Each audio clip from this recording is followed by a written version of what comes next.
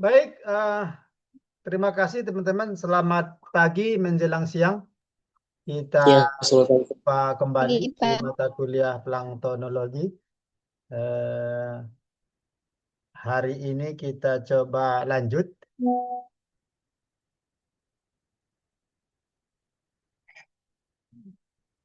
Ini eh,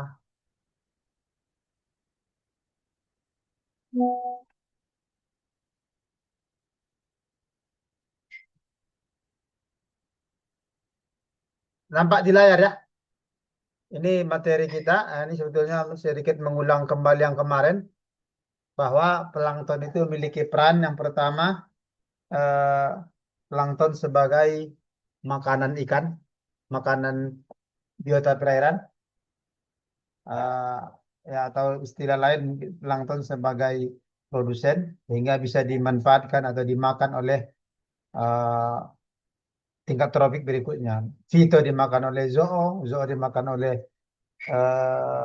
udang misalnya, dimakan oleh ikan sampai ikan yang besar. Bahkan juga ada ikan, ikan besar pun ada juga yang langsung memanfaatkan fito maupun zoo. Artinya plankton ini di dalam ekosistem perairan menjadi eh, awal rantai makanan. Sehingga ya plankton memiliki peran penting di dalam struktur tropik atau tingkat tropik tropik struktur tropik di dalam ekosistem perairan. Yang kedua, plankton juga kita sudah bahas minggu lalu bagaimana peran plankton dalam mengevaluasi status atau dan kondisi perairan, bahwa perairan yang tercemar dalam hari ini organik akan memberikan respon yang cepat terutama terhadap pertumbuhan atau perkembangan komunitas plankton. Yang organik yang tinggi akan disertai dengan nutrien yang tinggi akan menimbulkan tingkat pertumbuhan plankton yang tinggi sehingga menyebabkan ledakan populasi plankton. Uh, Sehingga ya ini dapat kita evaluasi bahwa perairan tersebut misalnya dalam kategori uh, tercemar organik atau tidak atau perairan tersebut kita evaluasi dengan kondisi yang baik atau tidak baik. Hari ini kita coba lanjut yang poin B, bagaimana plankton itu memiliki peran lain eh, sebagai perangkap karbon, juga plankton sebagai alternatif energi masa depan dan bahan baku industri. Jadi eh, plankton tidak hanya sebagai makanan organisme perairan, juga kita bahas sebagai juga ada beberapa jenis tertentu menjadi langsung dimanfaatkan oleh manusia, terutama misalnya untuk produk kecantikan atau bahkan untuk suplemen. Ini sudah minggu lalu, kita masuk hari ini terkait dengan ini, bahwa plankton memiliki peran sebagai perangkap karbon dan plankton dimanfaatkan sebagai energi alternatif serta bahan baku industri. Seperti apa kita coba lihat. Yang pertama, eh, mengingat akhir-akhir ini istilah dengan carbon trap, carbon trade, apa perangkap karbon atau perdagangan karbon. Artinya apa? Karbon ini kan akhir-akhir ini dengan banyak maraknya apa namanya pembakaran fosil, maraknya pembakaran hutan atau penggundulan lahan sehingga lahan hutan semakin berkurang. Oleh karena itu karbon terutama CO2 dan juga mungkin jenis lain atau monoksida ya CO banyak yang terlepas ke udara sehingga menyebabkan eh, lapisan ozon O3 akan tergantikan atau terkikis oleh lapisan CO2. Nah, ini yang mempercepat atau memperparah salah satu yang disebut dengan efek rumah kaca yang berdampak pada yang disebut dengan global warming, pemanasan global. Makanya kalau kita perhatikan, mungkin teman-teman atau mungkin yang lebih terasa orang tua, 20-30 tahun lalu terasa lebih dingin daripada sekarang. Mungkin ini juga kalau kita tidak tanggulangi, 20 tahun lagi, 30 tahun ke depan, akan terasa lebih hangat atau lebih panas daripada yang sekarang. Itu apa? Itu efek dari berkurangnya lapisan ozon yang tergantikan oleh CO2. Jadi bumi itu ozon ini sebagai istilahnya perisai, begitu cahaya matahari masuk eh, seperti disaring terus terlempar kembali keluar. Tapi kalau lapisan ozon ini diganti oleh CO2, jadi begitu masuk ke dalam atmosfer bumi, dia nggak bisa kembali, dia terpantul ke dalam permukaan bumi sehingga bumi terasa lebih hangat atau lebih panas. Nah, secara teoritis laut menyimpan karbon 50 kali lebih banyak daripada atmosfer. Ya, di mana itu bahwa karbon tersebut tersimpan dalam bentuk ini CO2 min karbon, karbonat juga ini karbonat, ini asam karbonat dan asam bikarbonat. Jadi karbon tadi tersimpan dalam atau terbentuk dalam empat. Saat ini CO2 ini gas, ini dalam bentuk gas larut, ini dalam bentuk ini pun juga bisa dalam gas, tapi nanti ada yang kalau sudah berikatan dengan misalnya kalsium karbonat itu yang terumbu itu akan terendapkan menjadi batuan. Nah, bentuk karbon ini berkaitan dengan nilai pH yang disebut dengan asidifikasi. Eh, Plankton sebagai karbon ada juga nanti istilah yang kita kenal dengan biological pump, di mana karbon di laut cenderung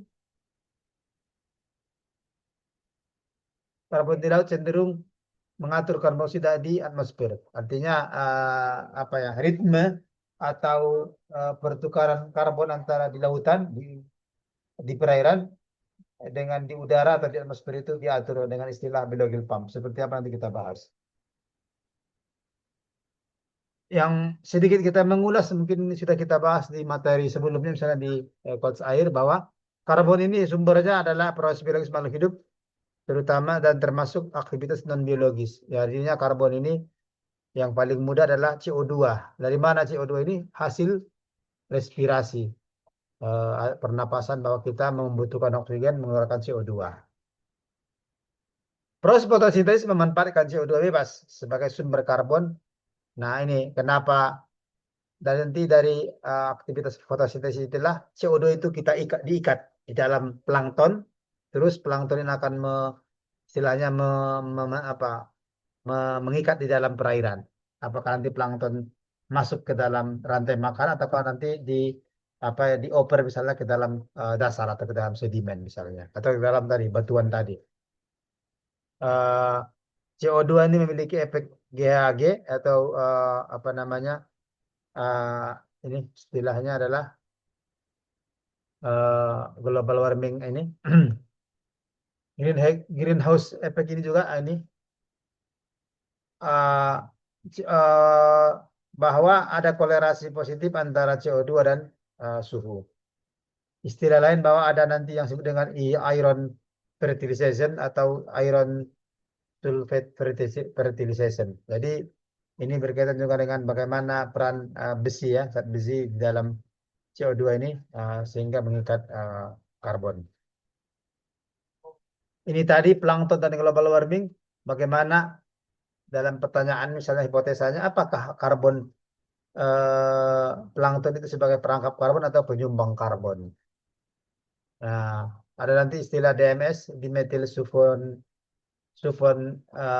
ion pironate, propionate, penyumbang ataukah peredam. Nah, dapat kita lihat bahwa ini, ah, kita sebelum lanjut ke sini, kita lihat dulu ini. Bagaimana kaitan antara pH dengan CO2.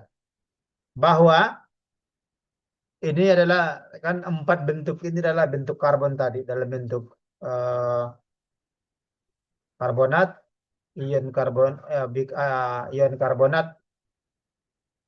CO2 dan bikarbonat. Ya. Jadi kalau pada pH basa di atas 10 sampai ke atas 12 adalah bentuk karbonat.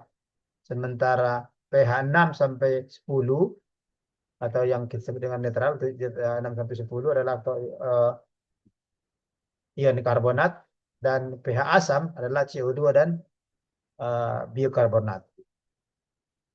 Jadi ininya bari kenapa makanya kalau nanti di lautan cenderung pH basa berarti pembentuknya adalah yang dua ini.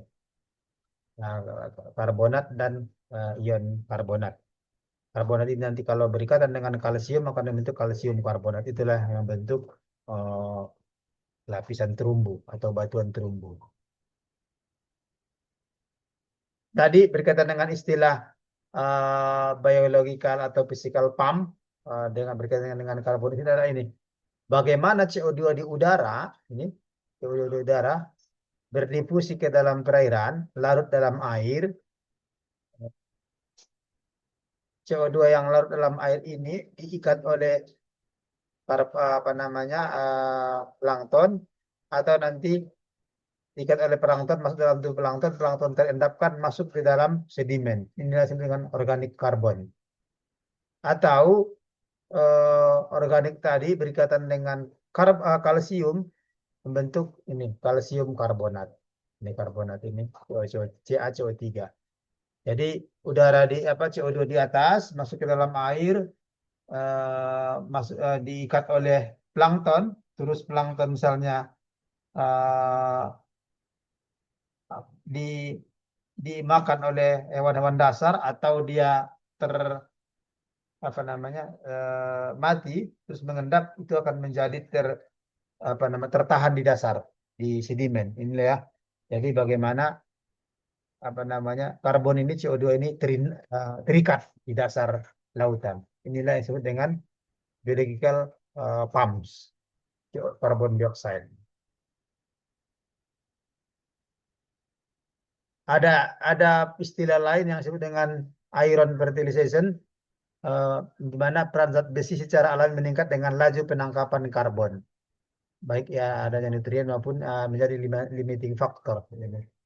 Iron fertilization ini adalah penambahan zat besi ke perairan untuk meningkatkan laju pertumbuhan fitoplankton, di mana mampu menghilangkan karbon dioksida dari dalam melalui fotosintesis. Tadi itu terdifusi dia dari udara, atmosfer, masuk ke dalam perairan, juga ada peran dari zat besi. Iron itu zat besi.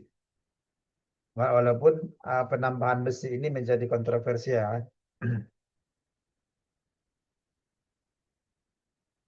Ini asumsi berkaitan dengan kokolit tropor, di mana terbentuk reaksi pembentukan kokolit tropor menjadi kokolit menghasilkan gas karbon dioksida. Gas CO2 merupakan satu zat penyebab rumah kaca yang potensial bagi pemanasan bumi. Ini eh, salah satu penyebab gas rumah kaca. Nah, kokolit por ini tadinya ada zat DMS tadi, iya apa dimetil apa iron tadi ini ini DMSP dimetil sulfon ion peribenat ini bagaimana ter apa namanya terurai dalam air menghasilkan senyawa DMS, peribenatnya hilang terus lepas ke atmosfer membentuk sulfat. Sulfat sulfat ini menguap atau terkondensi atau tercampur di udara menjadi awan. Nah, awan inilah nanti yang menjadi ini dia. Awan inilah yang menghalangi masuknya eh, yang disebut dengan climatic role of marine organic sulfur. Jadi sinar sinar matahari ini terhalang oleh awan ini. Awan yang mengandung tadi sulfat. Ini ada plankton, DMS, sulfat.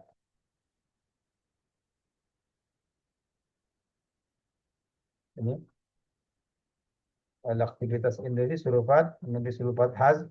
Awan-awan ini menghalangi eh, cahaya matahari, radiasi cahaya matahari eh, ke permukaan bumi.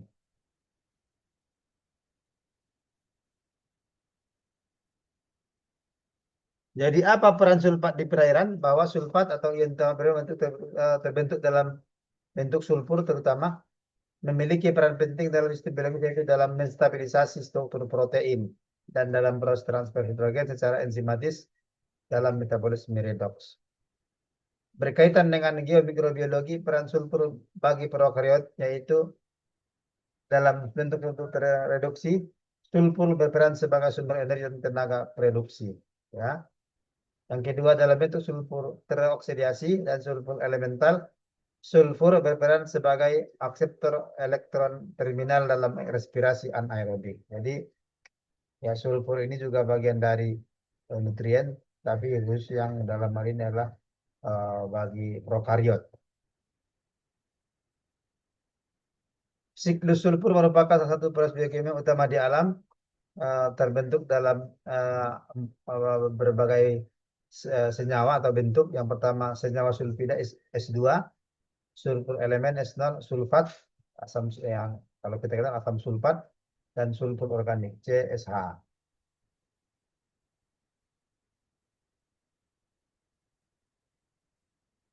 Jadi kokolit propolit ini adalah salah satu grup alge yang haptopits dan eh, tidak terdiri dari hampir 500 spesies, di mana merupakan eh, marine organism, artinya organisme laut ya, primer, yang secara substansial memiliki peran penting dalam proses probabilitas perairan di tropical ocean. Tropical ocean artinya daerah perairan tropis. Bersamaan dengan diatom di kokolit tropit ini serta chrysopid eh,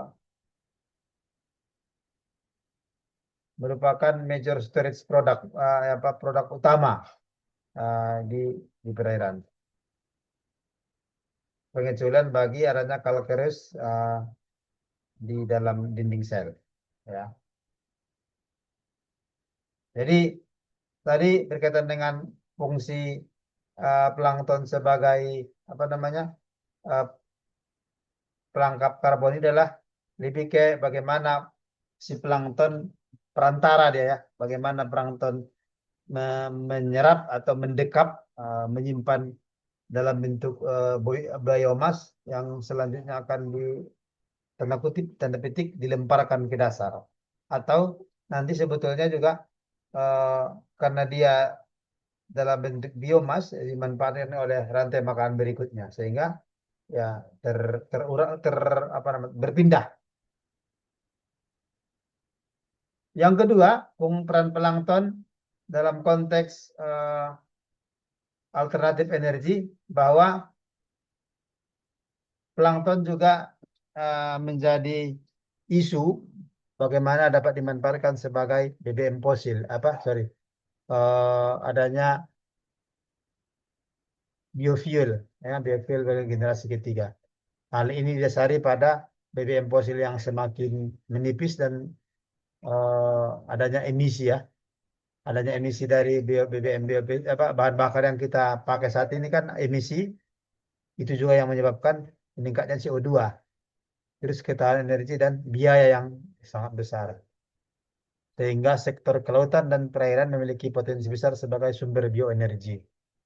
Apakah nanti sumber energi itu apakah dari misalnya energi gelombang, angin, arus, dan salah satunya adalah mikroalga atau uh, kelompok plankton sebagai kandidat kuat biofuel generasi ketiga.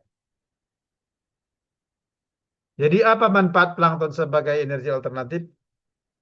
Kenapa digunakan? Pertama, biomas dapat dicapai dalam waktu yang cepat karena pertumbuhannya kan cepat, sangat cepat, sehingga dapat di-push ya untuk dapat dihasilkan dengan relatif yang sangat cepat. Berbeda dengan sama di BBM tadi, butuh waktu bertahun-tahun bahkan jutaan tahun. Sel berukuran kecil memiliki kandungan 20 sampai 40% lipid ya. Di mana sebenarnya kajian energi ini sudah dimulai tahun 95, penelitian bioenergi dari mikroalgae.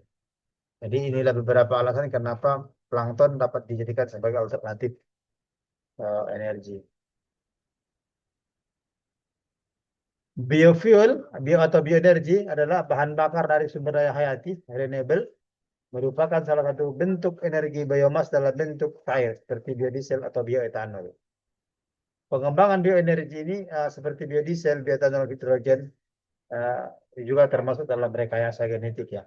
Semakin ke depan, semakin canggih, semakin banyak alternatif-alternatif yang kemungkinan terjadi.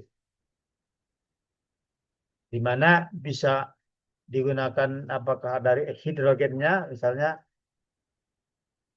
kalau hidrogen itu dapat membakar ya, oksidasi ya, sel, tidak ada emisi dan sangat eh, anti ya, no greenhouse gas, tidak ada efek rumah kaca. Gram per gram cocok untuk energi seperti eh, fuel atau bahan bakar lainnya. Jadi alternatif bioenergi dalam bentuk hidrogen ini adalah contohnya yang dapat dikembangkan ke depan adalah anabaena, spirulina, oscillatoria, chlorolea, nostoc, mestigolocladus, dan termasuk Cladimonas reinhardtii. Jadi biofuel dari makroalga atau fitoplankton, apa yang disebut pertama biodiesel dari minyak, bioetanol dari karbohidrat, dari biodiesel yang biodiesel itu saat ini misalnya dari atau biosolar ya, dari sawit. uh, Kalau bioetanol dari karbohidrat ini bisanya bioetanol ini dari yang kalau kita dari alkohol itu ya. Biogas, fermentasi biomas, biohidrogen dari proses anaerob tertentu. Ini tadi yang dari plankton tadi yang memanfaatkan proses anaerob yang salah satunya menghasilkan gas hidrogen. Ada lagi biopellets atau dengan biomas kering. Coba kita lihat satu-satu bagaimana misalnya perbandingan fitoplankton dengan bahan baku lain. Yang pertama, bagaimana jagung, sawit, dan mikroalga. Mikroalga itu plankton. Bahwa produktivitas biomasnya jagung itu termasuk rendah, sawit termasuk tinggi. Tapi mikroalga ternyata sangat tinggi. Kebutuhan lahan, jagung butuh lahan, sawit butuh lahan. Sementara mikroalga tidak butuh lahan yang luas atau besar. Lipidnya, kandungan lipid pada jagung ada rendah, sawit pun rendah, sedangkan pada mikroalga sangat tinggi. Namun demikian, eh, bahwa catatan lain, jagung dan sawit ini kan bersaing dengan pangan. Sehingga jagung itu bersaing dengan pangan, misalnya sawah dan pangan lainnya, sementara sawit itu bersaing dengan deforestasi. Artinya makin banyak sawit dibuka juga akan membuka peluang mengurangi lahan hutan atau juga bahkan bersaing dengan mengurangi lahan pangan lainnya.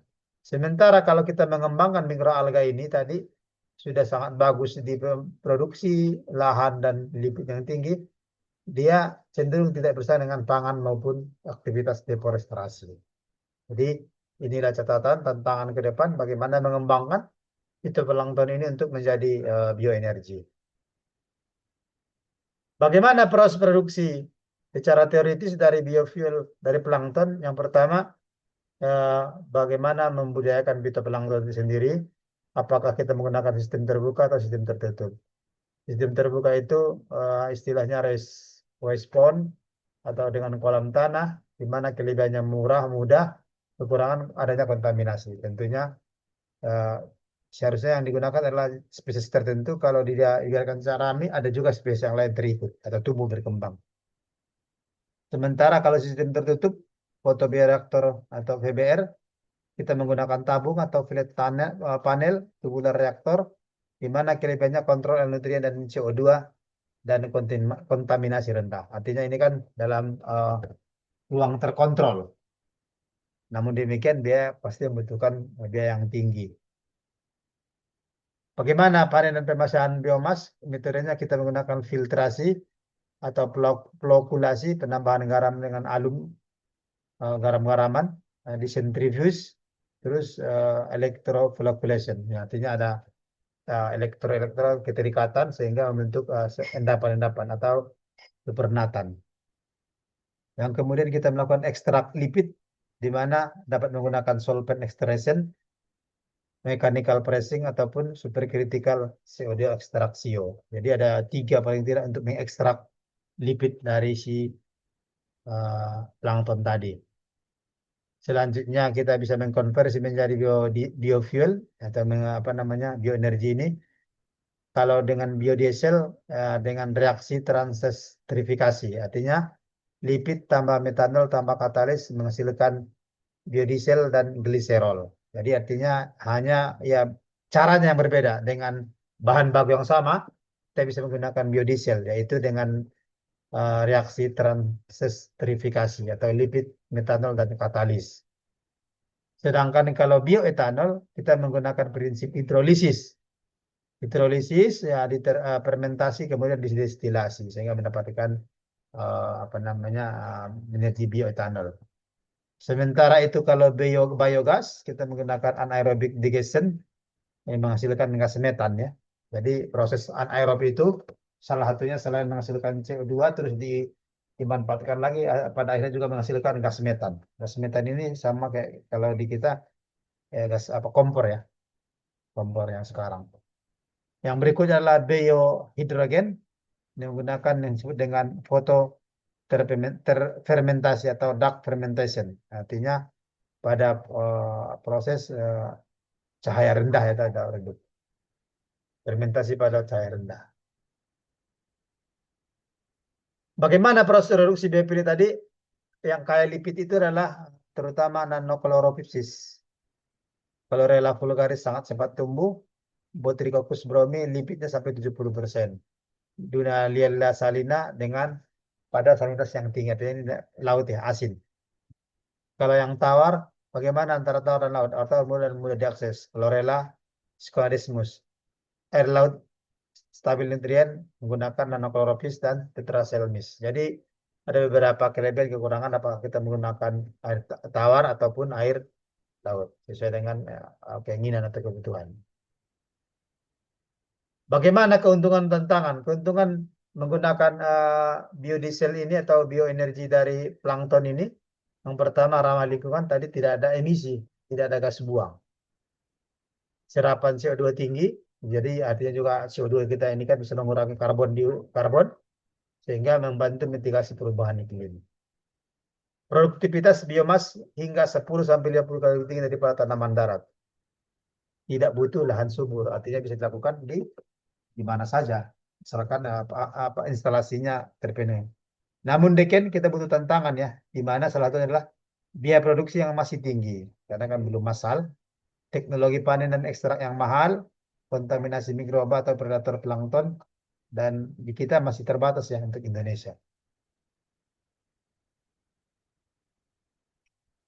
Yang terakhir sedikit apa namanya tambahan, bagaimana plankton sebagai pakan dan bahan baku industri. Tadi sebagai namanya bioenergi, sekarang kita coba bagaimana plankton sebagai bahan pakan dan bahan baku industri. Ini kira-kira ini juga berawal dari sebenarnya bahan pakan ini adalah bagaimana peran plankton sebagai makanan ya tadi di awal-awal rantai makanan. Kalau bahan baku industri ini lebih nanti dimanfaatkan dalam misalnya skala industri untuk apa namanya suplemen atau produk kecantikan. Kalau dalam bahasa peran pakan alami, terutama ini dibutuhkan dalam pembenihan ya, dalam hatchery. Jadi bagaimana kita bisa memanfaatkan si plankton ini pada fase terutama ini, pada fase yuana atau hewan muda. Kita menggunakan pakan. Dari mana pakan itu? Kita menggunakan fitoplankton menjadi pakan, terus zooplankton. Zooplankton sebagai pakan dari si juana ini. Ini induk telur, ini induk telur yang untuk si apa namanya? Apakah untuk si hewan yang kita ini atau untuk si plankton? Pembinaan manipulasi hormonal, telur larva, larvanya kalau larva sendiri bisa masih menggunakan kuning telur, tapi pada posisi pasca larva ini Yuana, hewan muda, pos larva, dia membutuhkan pakan. Pakan itu pakan alami dari mana? Dari zoo. Dari mana zoo ini bisa kita apa namanya kita tanda kutip ternakkan, kita bisa produksi atau dia juga kita memproduksi dari fito yang untuk makanan dia. Jadi bagi fungsinya adalah pakan larva secara langsung, penyangga kualitas air pada bak larva dan pakan zooplankton pada bak larva. Jadi bagaimana peran tadi terutama pengembangan pakan alami untuk hatchery, pembenihan. Untuk industri, bahwa plankton ini sudah berkembang, yang paling terkenal adalah untuk agar-agar atau kelompok agar-agar makanan ya, atau juga untuk suplemen. Ini juga untuk kecantikan ini. Spirulina skin, soft plankton dari plankton. Bahwa plankton ini food value of algae ya, artinya nilai tambah ya dalam makanan ataupun misalnya yang lain. Jadi kita bisa memproduksi atau memanen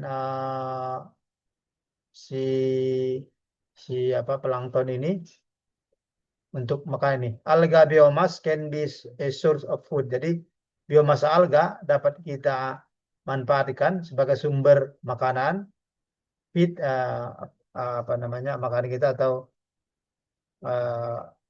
pelet ya, pelet, feed pelet misalnya, biochemical, lipid ini sudah vitamin, pigmen ini sudah arah kecantikan atau farmasi kalau purpose untuk berbagai tujuan farmasi, obat-obatan.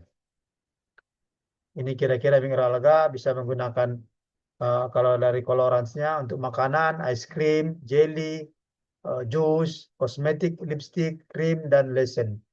Untuk kalau dia langsung makanan bisa nutraceutical, functional food, makanan tambahan, apakah sebagai emulsi maupun pengembang ya atau perasa.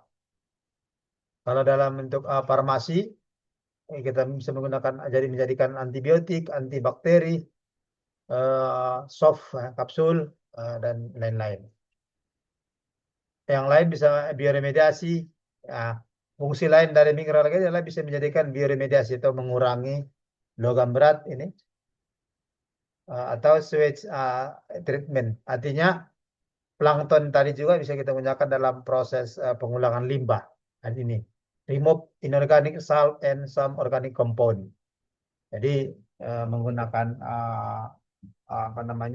alga ini untuk dalam proses pengurangan limbah organik. Kalau dalam bentuk komersial